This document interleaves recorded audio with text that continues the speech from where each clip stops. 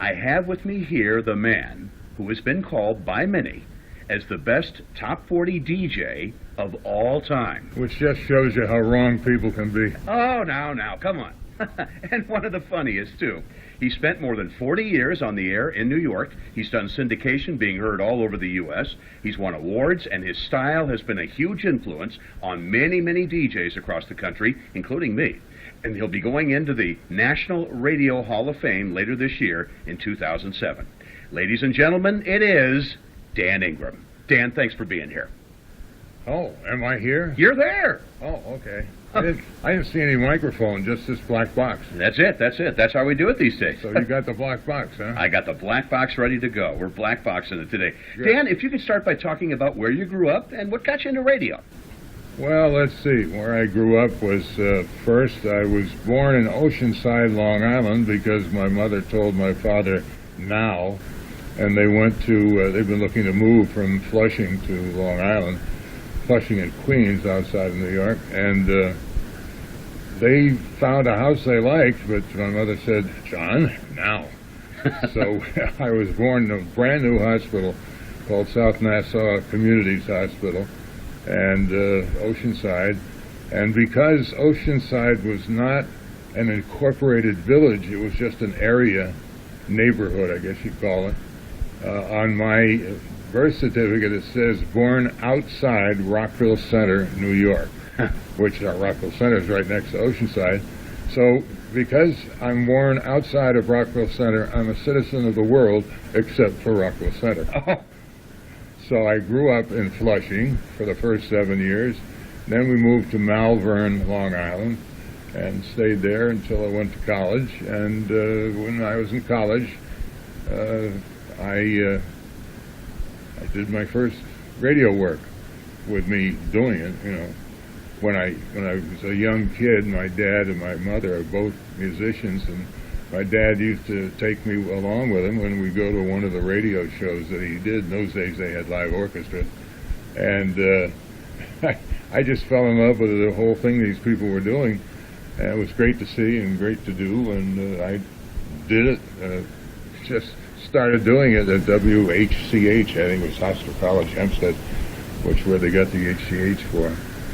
It's now Hofstra University, but it was a good school, and luckily I got a full tuition scholarship, luckily, and I also got the New York State Scholarship, the Regents Scholarship, it's called. And so I went to school, and that's where I started. And what got me into radio was money. I needed money. There you go, don't we all? Yeah. Now, for a few years, you worked in several places before coming to New York, including Connecticut, Dallas, and St. Louis. Talk about this. Well, the first one was actually New Rochelle, New York, WNRC was its call letters. And I worked there for a couple of months until I got a paycheck that bounced. Oh. And no. I left and found a job at WALK, Patchogue, Long Island. Learned a lot about radio from the wonderful guy who was their PD and was on in the afternoon. His name was Jack Ellsworth. He's still around. He calls himself the Silver Fox. And he was so patient with me being a total greenie that I can't believe, because I've heard a tape that someone made of me then, and it was all very much like this. We were announcers in those days. How about that? Then got the job anyway. Oh, yeah. And you worked in Dallas and also St. Louis, too. Yes, I went from Walk in Patchogue to WNHC Channel 8 New Haven, and I did the morning radio show there. And got an offer to go to Dallas, Texas. And it took me about 3 minutes because to answer him, because he said, his name was John Box, he said that he would pay me over two times what I was making. Okay. And so I was on a plane, and I was in Dallas for a couple of years, and it was a great radio experience. Then I went to WIL in St. Louis because the people who owned K-Box in Dallas invited me there. In fact, they moved me there. Oh, yeah. So I was their morning man, and we eventually became number one in the morning. And this was before the Arch was built, right, in St. Louis, right? Oh, yeah, long before the half of McDonald's. There you go. Okay. Then in 1961, Dan, you land at the station that you would become famous at, WABC in New York. How'd you get there? Oh, well, let's see. I was working for a company that I owned part of, which was Mars Broadcasting. I think the name is still around. I don't know if they're doing the same stuff they used to. I think they own radio stations now. But Mars Broadcasting produced commercials, and it also produced contests, 10 a month, to each station it serviced. And we were just getting to the point where we were being a little successful. Mm-hmm. And I was kind of happy that I owned a few points of the place. And Ruth Meyer of WMCA fame, she was their program director, one of the best in the business. And she called me and said, we need an afternoon man because Johnny Dark, and I guess there were about 5 guys called themselves Johnny Dark. Oh, yeah, definitely. So I don't know which one. That Johnny Dark hasn't showed up again. I mean, Mr. Dark liked to party. Oh. I don't know. Okay. Whatever it was, she may not have. She may have been making nice about him. I have no idea. Oh. But he didn't show up, and so she said, "We need an afternoon man. What would you like to do it?" I said, "Sure." She said, "Just come on over and do an audition." I said, "Sure." So I went there, did the audition, went in, and met Steve. Can't remember his name. General manager. Oh, it'll come to me in the cab going home. Okay. All right. Steve Lubunsky, that was it. Okay.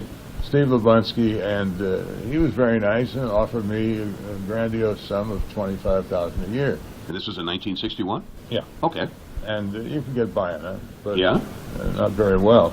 And I said, no, that's not enough money for me to come to New York. And he kind of looked at me, he didn't believe it. He said, our morning man only makes 30. I said, well, you better tell him that he's worth a lot more, too. Oh. And shook his hand and left. And when I hit the street, really, I suddenly realized I had turned down a job offer that was going to pay me $5,000 a year more than I was making. Sure. And it was a weird feeling, but it kept me interested. And I, at the time, was selling Mars products, Mars Broadcasting products, which were contests to WABC in New York. Right. I delivered them to the general manager, so I got to know him over a period of months.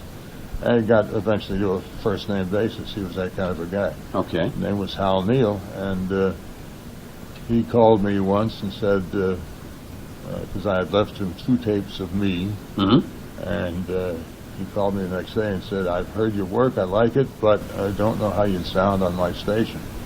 I told him I'll have a tape on your desk before you get in tomorrow morning. There you go. And he said, no way. He said, I get in at 7 o'clock. I get about 2 hours of work done before the BS starts. Yeah. And he said, you get it in any day you want. As a matter of fact, tomorrow's Friday. Why don't you bring it in, after the weekend, whenever you have some time. I said, I always keep my word. Okay.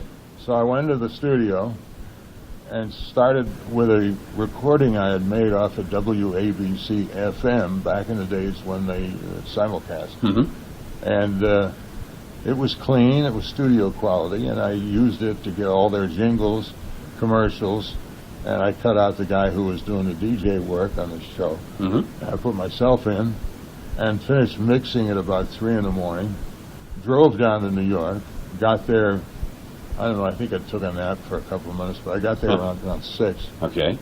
And I got the guard who was on the door down on 39 West 66th Street to let me in. A $10 bill helped. Yeah. A $10 bill was a lot of money in those days for a tip. Yeah. And he took me up to the office and said, now you can't move anything. Or he said, I'm just going to leave this tape on the desk. I said, here it is. I showed him it's the tape, put it down on the desk. I said, I'm going to take 1 sheet of paper off his little desk set here, and I wrote on it, I always keep my word, Dan. There you go. And stuck it on one of his pens in his pen set. There you go. He called me at 10 o'clock and said, I heard your work. He said, I like it. Why don't you meet me in Stamford? I said, well, that's good. I'm at Stamford. Mars Broadcasting's at Stamford. He said, well, I happen to live there. Why don't you meet the 609 train when it gets in at 609? And we'll talk. I said, good.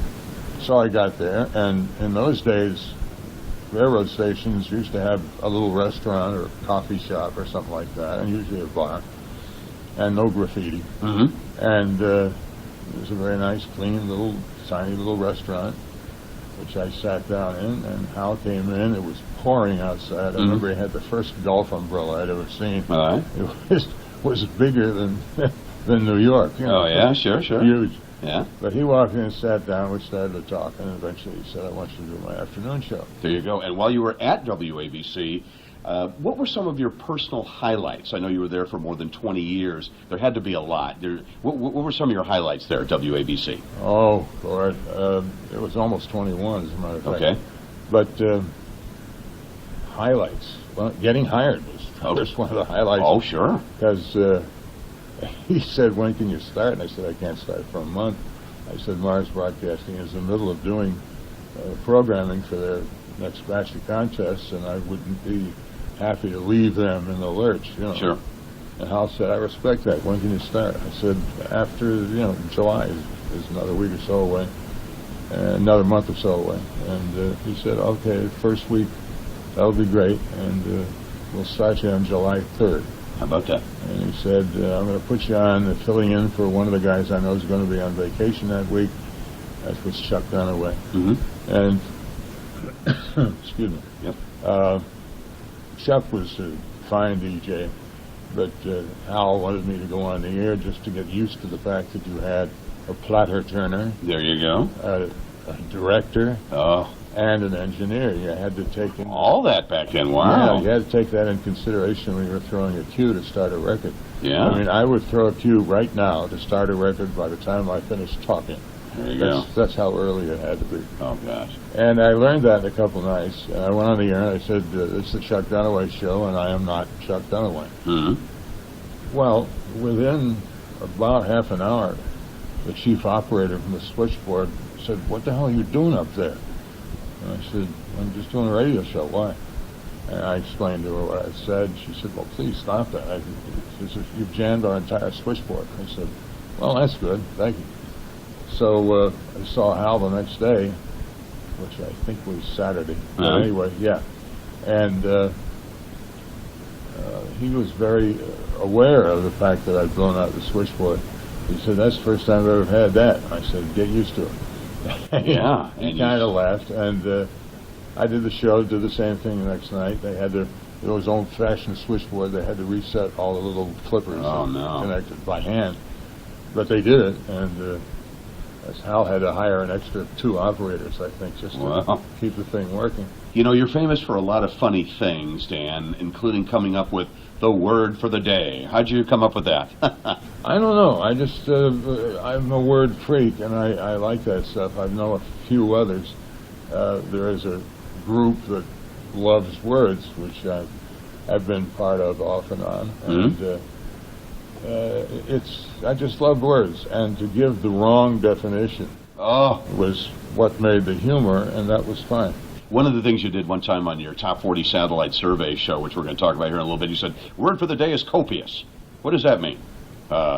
Something kinky, or you just came up with funny stuff like that, the word for the day. Now, another thing that you were famous for is the honor group of the day. How'd you come up with this? Same thought process. I wanted to do something to relate to a morning show audience, and in those days I was on in the mornings, and we made it the honor group of the day, go out and make some money, and pound that nail or whatever it was, people with 3 years, something like that. Yeah, you came up with one time with honor group of the day are people who put ketchup on eggs, yes. Something like that, or people who hate to be put on hold, or something like that. Both of those are me. Yeah. I love ketchup on eggs, and especially scrambled eggs. Oh, yeah? And I cannot stand listening to terrible music on hold. Oh. I hate terminal hold. When they put you on hold and forget about you, and eventually it goes clunk. Right. And it says this number is not working or something like that. Now, in 1982, WABC Radio New York went from a long-time top 40 format to a talk format. Now, you were on the air when this transition occurred. What was it like saying goodbye to a station that you'd been a part of for more than 20 years? It was a little disquieting, frankly. I had talked with our general manager, wonderful guy by the name of Al Racco, who had also become a personal friend over the years he was there. And he said, well, WKTU came on the air and they're playing nothing but disco. And all of a sudden, we sounded like your father's station. They use that frequently as their big format. This is not your father's station. There was a guy named Jacko or something like that. It was afternoon, and he had just a slight Spanish accent, which also was good for the fact that there's an awful lot of Spanish-speaking people in New York. Absolutely. And all of a sudden, they had broken the cume, which had not been broken for the 21 years I was there. Because when I arrived 9 months later, the number 13th ranked station, WABC, in a 12-station market, went to number one. How about that? And stayed that way until all of a sudden I had shares as high as 28. Wow. And it just was number one all the time. All of a sudden we had only an 11 share. Now today an 11 share would make you so number one. Oh, yeah. That I told Al, I said, stick with it. I think you're going to be all right in the long run. You're going to have to get used to half the ratings you had because we got twice as many stations now. And, the FCC had said you may not simulcast. And so we couldn't. All of a sudden there were twice as many stations, and WKTU came along and got the kids, which broke the cumulative lead we had in ratings. Plus, it was on FM, hearing FM, the music in stereo, as opposed to hearing it on AM. FM came to New York about 6-7 years later than it did to the rest of the country because WABC was so far number one. They got all their hits where they found them. And, you could walk along the beach on a summer's day, and you didn't have to bring a radio. You just hear WABC all over the beach. And the voice of the man right here, Mr. Dan Ingram. Now, this certainly did not mean, when WABC changed format, this certainly did not mean the end of your radio career by any means. No. Because in 1984, you began hosting a syndicated Top 40 countdown show I consider one of the top two of all time, along with American Top 40, hosted by Casey Kasem. Who is a wonderful talent, by the way. Oh, absolutely. We're going to talk about Casey here a little bit later. The show is Top 40 Satellite Survey, hosted by Dan Ingram, the man here. I just loved it, and Dan, you were so funny on it, and I also consider it kind of a groundbreaking type of show with the use of computerized voices, etc. Tell us how this great show came about. Someone at ABC decided, I think it was what they called their radio division, and they asked me if I wanted to do a syndicated show, and I said, sure, why not? And excuse me, I did this show, once a week, which is wonderful. I like working once a week. Yeah. Something charming about it. And being heard all over the country to boot. Yeah, there you go. It paid fairly well, too. And so we just did it. I just said, write me a script if you want, and I'll just ad-lib, which is what happened. They sent me a script, which I usually ignored. But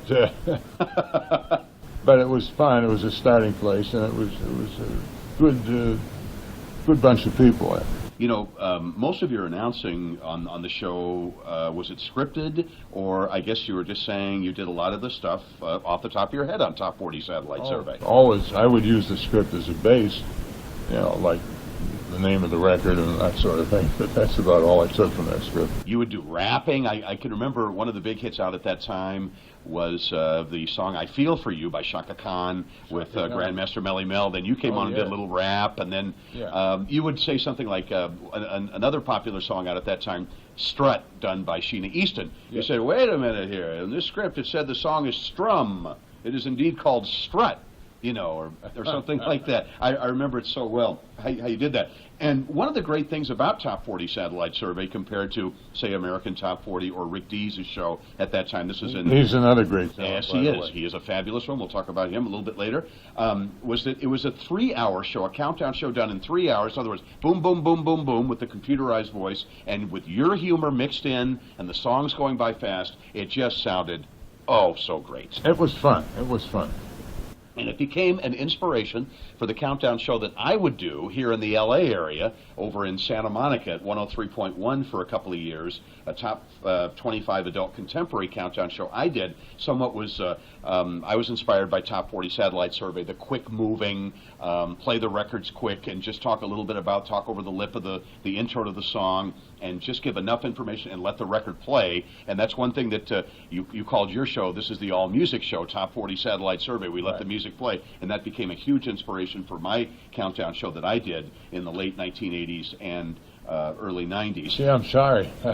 I shouldn't have held you back like that.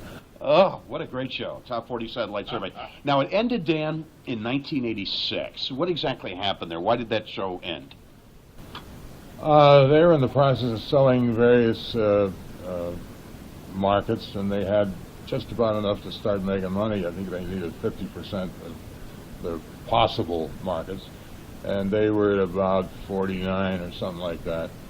And a kid in Pensacola, Florida, that was it, whose name was Tom Roach or something like that, decided to start calling himself Dan Ingram.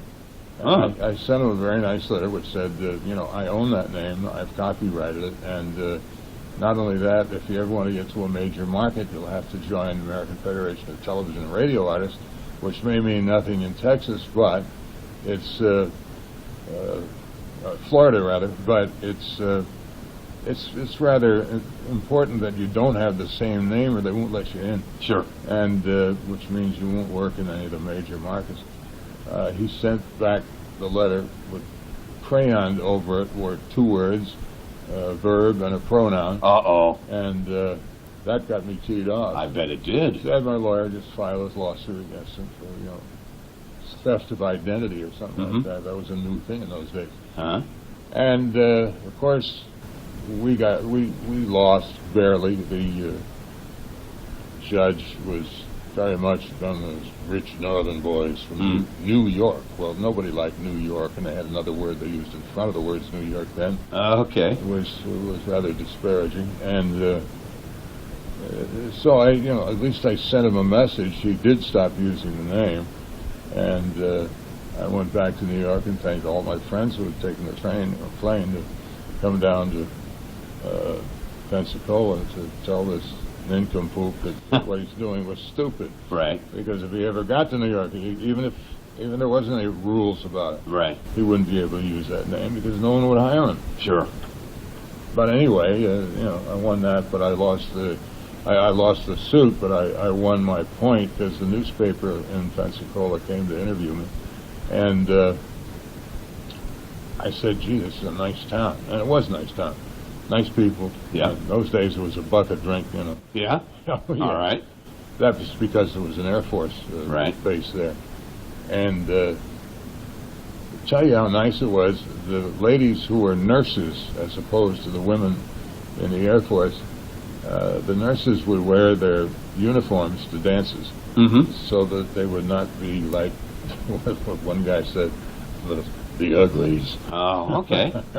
I didn't go with that, but it was a fun place, and I said I'd like to come here someday. Except, of course, I wouldn't be able to use my own name, and that was the button of that article, and it was in the #1 newspaper in Pensacola, and that's what got the attention of the general manager, who lied like mad on the stand, and that's why he agreed to stop using the name. So all of this publicity was bad for you, and that ruined the Top 40 Satellite Survey show? Well, it certainly didn't help it, I'll put it that way. Okay.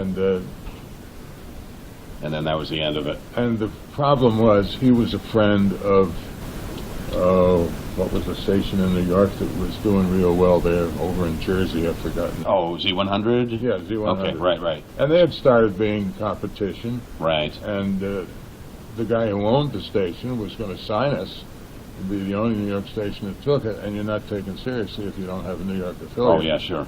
And turns out he was a friend of the general manager of the station in Pensacola. Oh, my. So he decided not to carry it, and they decided if they couldn't have an affiliate in New York, that they were going to drop the show. They would drop the show. I can remember, Dan, Top 40 Satellite Survey, when I first heard it, was KHTR in St. Louis Uh-huh. at 103.3, of course, a market you worked in. And it was on, they had it on late Sunday night. They had it on during the Sunday, during the different Sunday times. Well, it was we a were great different because we Yeah. we said you can repeat the show as many times as you Absolutely. want. And it worked out. Most stations did. They did it in the morning on Saturday morning Right. and maybe Saturday night too. And it got substantial audience because the people who were putting spots into it would get 2 runs for their money, Exactly. And which was good. it really was. It also ran in Los Angeles, and as I recall immediately, CBS Radio, who I believe distributed the show, Top 40 Satellite Survey, you cleared a lot of top markets immediately. Oh yeah, we were in good shape and we were getting better, and they just thought if they didn't have a New York outlet and they didn't want to work that hard. So that was fine because Yeah. CBS FM offered me a show. Which is and going to bring me to my next one. Your next several years, you were a part of the great oldie station here in New York, WCBS FM. Talk about your days there.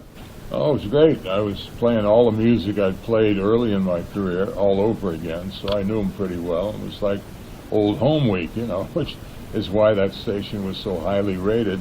And it's, I don't want to brag, but especially during when I was on the air, and they were doing just fine. I remember the month that they finally booked $40 million in bookings in 1 month. How about that? That's tops for a top 40 station Yeah. for any kind of station that had to do with just top 40 music, even if it was now, and especially if it was oldies. We were number 3, I think, in New York, Right. which was pretty darn good. Yeah. And I stayed there for a little over 11 years. Yeah, that's right. And then, of course, CBS FM here in New York became Jack FM, and now it's back to CBS FM, which Almost, is but not quite. Doing well. They're playing their oldies again. We are high atop a skyscraper here in Manhattan, in New York. Dan Ingram, one of the greatest DJs in the history of the United States, right here. Good And- grief, no. Oh, we're always complimenting you here because it's so true. You're very kind. Oh, and you'll be going into the National Radio Hall of Fame later this year in 2007. More on that in a bit. Now, Dan, also, I would like to get, you've been around New York radio for a long time. How has it changed right now since you first started out? Well, it's become more diverse in its programming. There used to be like 8 or 10 different kinds of shows. One would be a live music show. There was soap operas, and they had a live orchestra. And the soap operas have all gone to TV, and that's why I came in. And I really had a good deal because of AFTRA's contract. It was set up for doing 15-minute soap opera shows. And you got $50, $52, I forget, something like that, for each 15 minutes. And now if you're a disc jockey on the air 4 hours a day, 6 days a week, that's a lot of $52. Yeah, very good. And all of a sudden I was making just a little over $52,000 a year, which in 1960, whatever, 61,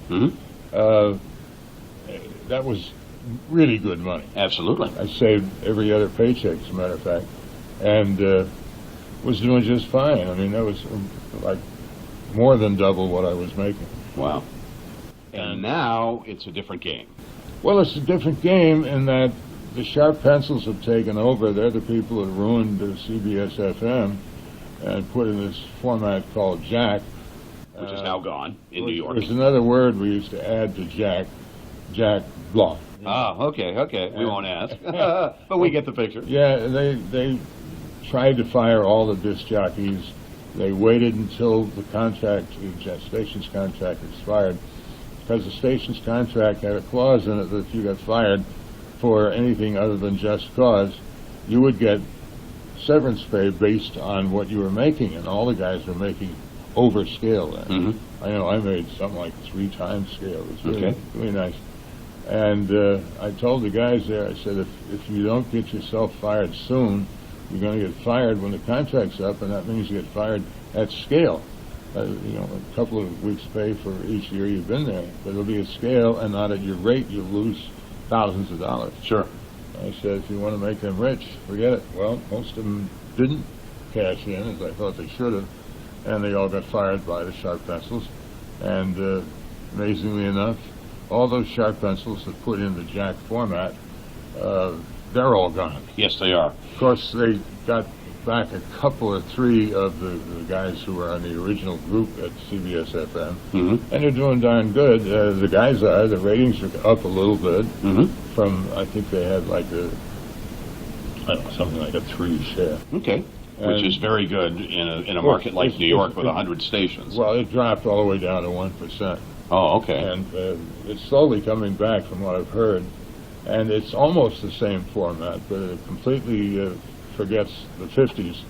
And we were in the process of doing that on CBS FM at the time, and I said, this is wrong.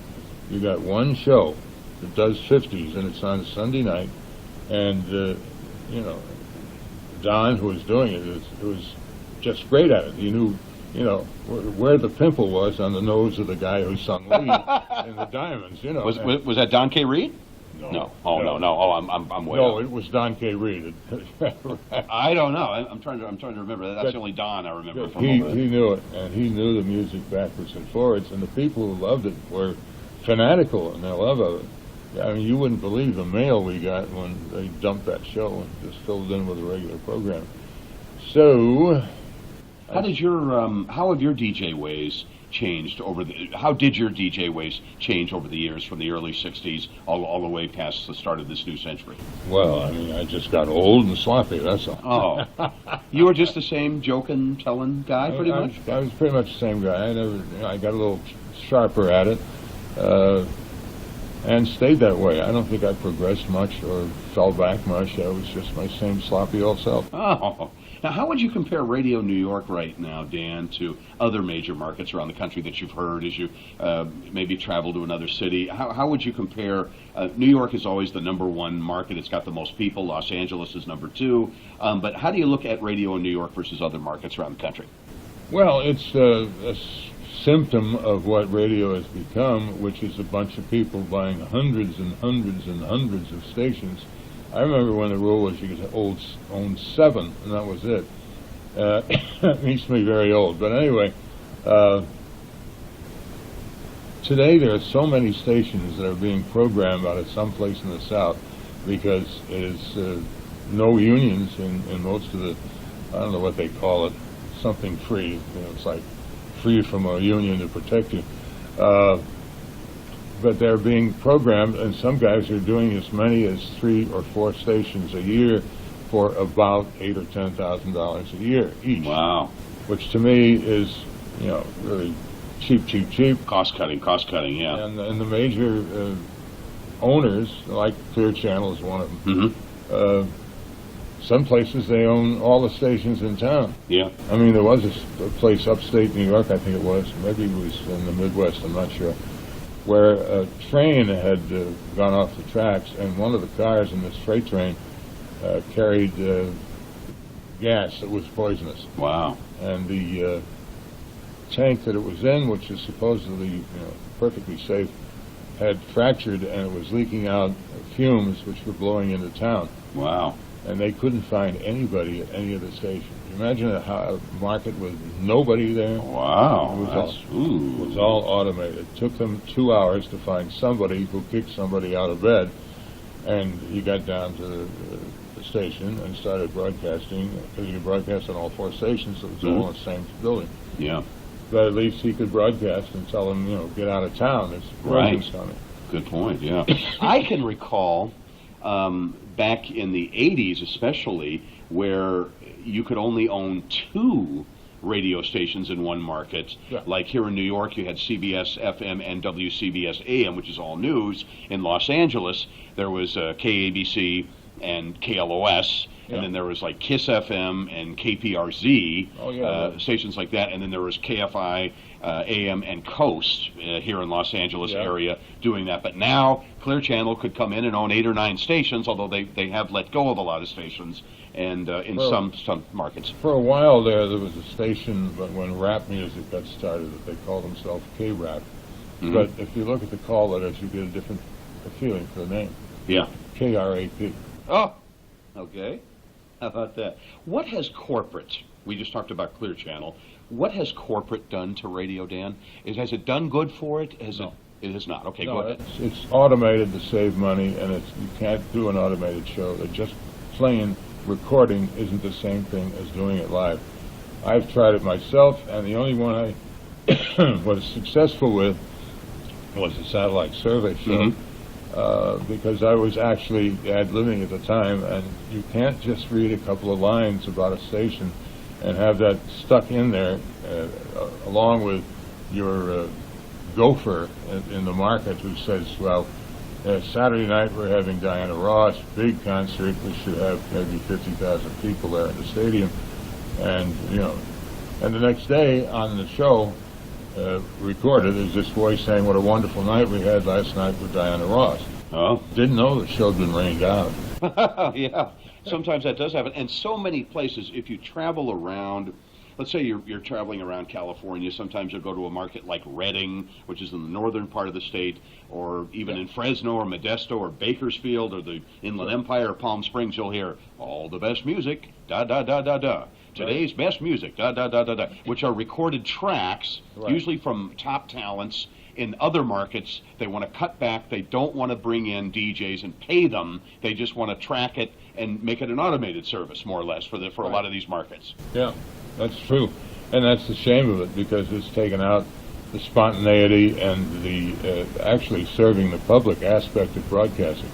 It's just a cheap way to make money. Is satellite going to take over? We've been talking about this. Is satellite going to take over a lot of local radio stations in the future? I don't know if it's going to take over radio stations.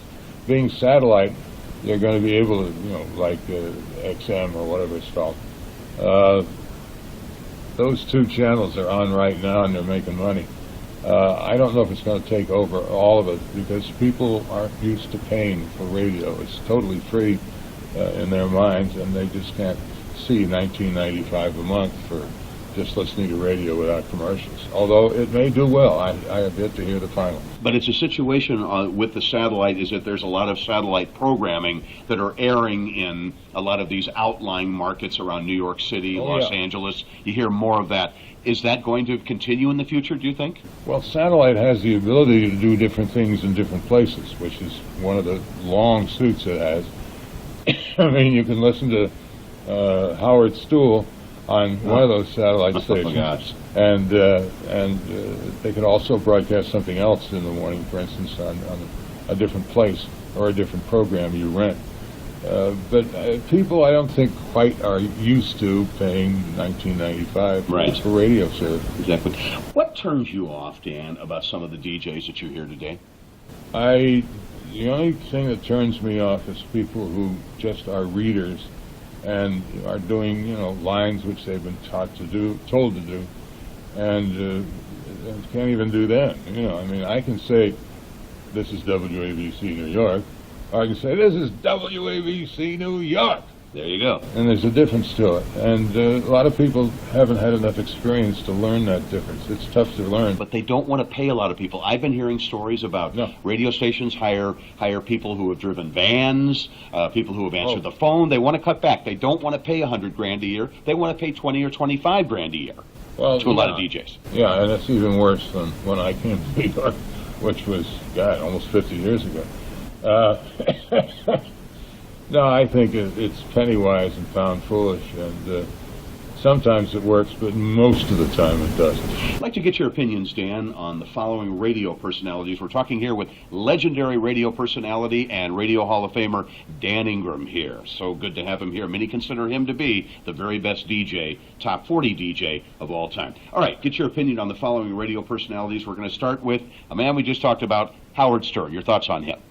I tagged him Howard Stool when he first went on the air. I remember my my then agent, Don Buchwald, who's one of the best agents in the world, came to me and said, I'm thinking of representing Howard Stern. I said, go ahead. I said, I don't care if you want to represent Adolf Eichmann. That's none of my business, Don. Go ahead and make money. And he did, and did very well with him.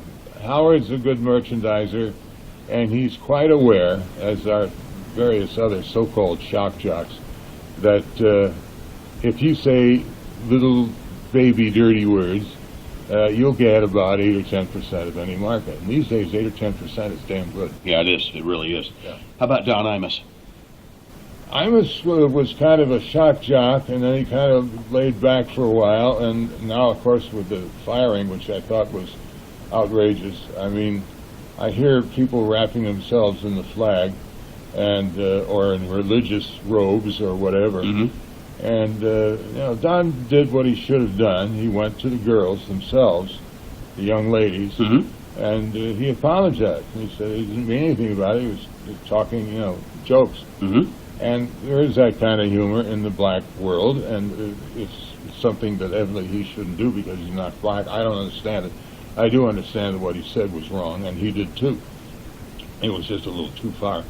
And everything was fine until Sharpton got himself into this, and I don't think Sharpton has ever apologized for all the nonsense he put us through with, who was the woman that was supposed to have been kidnapped and really wasn't, and he was saying some white guy about I wish I knew. She was just making up.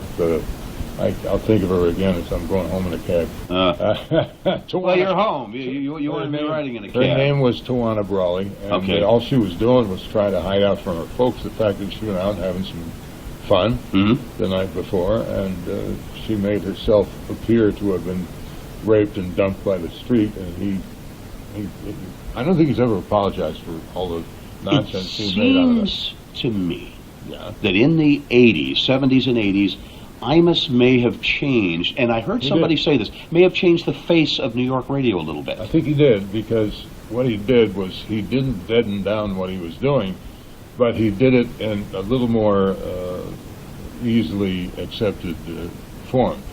And that's a very delicate change to make, because you don't want to get rid of the listeners you got, but you want to make it available to a larger group. And he did that, and he's very conscious about it. He's a damn good broadcaster, one of the best.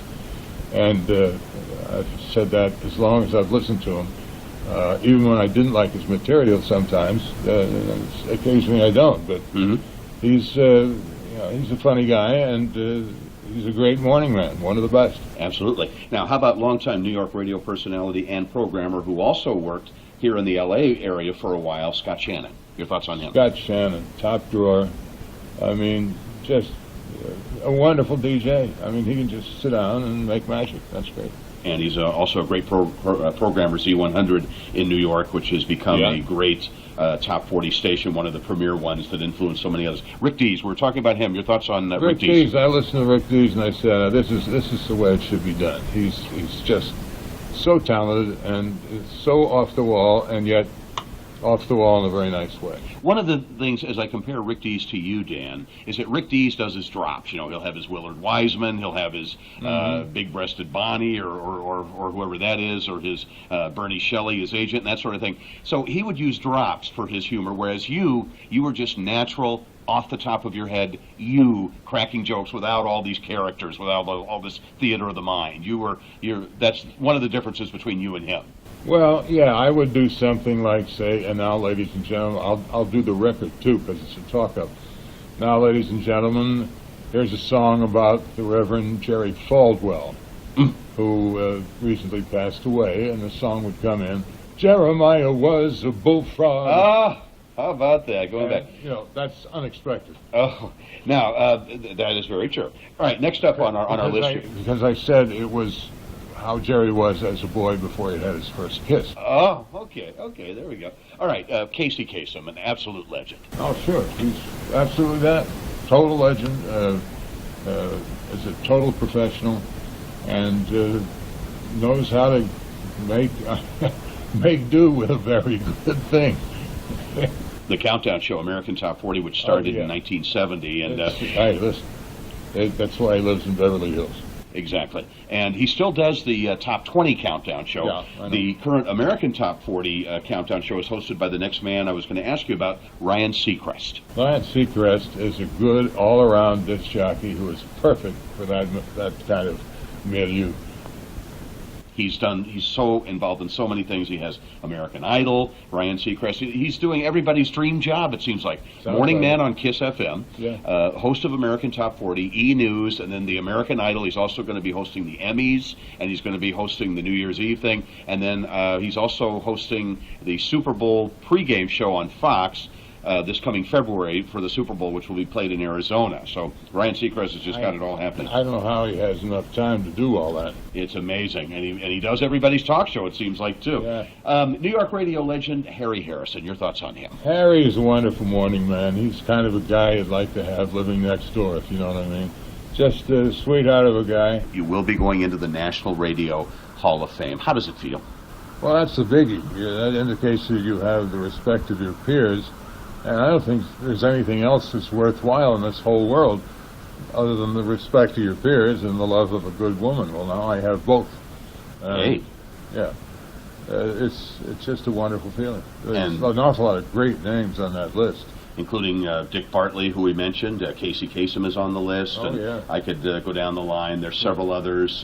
Goes all the way back to people who were on radio in the 30s. I mean, Yeah. Which is, it was posthumous for them, of course. But it was just wonderful to look through this whole list of people and be in that crowd. Dan, I have been honored to be able to sit here in New York, high above Manhattan here, and interview you right here in your stomping I grounds. just want to say you're easily pleased. And you're truly one of my radio heroes, and I'm so glad that you've spent some time with me here. And if you could give me your phrase that you closed a lot of the shows, give me a nice loud one. Bye now, Kemosabe. Come on. Go ahead. Well, everything you said is wonderful, and if I could put that in a jar, I could sell 1 million of them. I just want to say, bye now, Kemosabe. Oh, I love it very much. That's the voice of perhaps the greatest top 40 DJ in the history of the United States, Dan Ingram. I want to thank him so much for being my guest here. Thank you for listening. If you have any comments or suggestions, please call 818-780-2270 or email jalindstrom25@gmail.com. Thank you.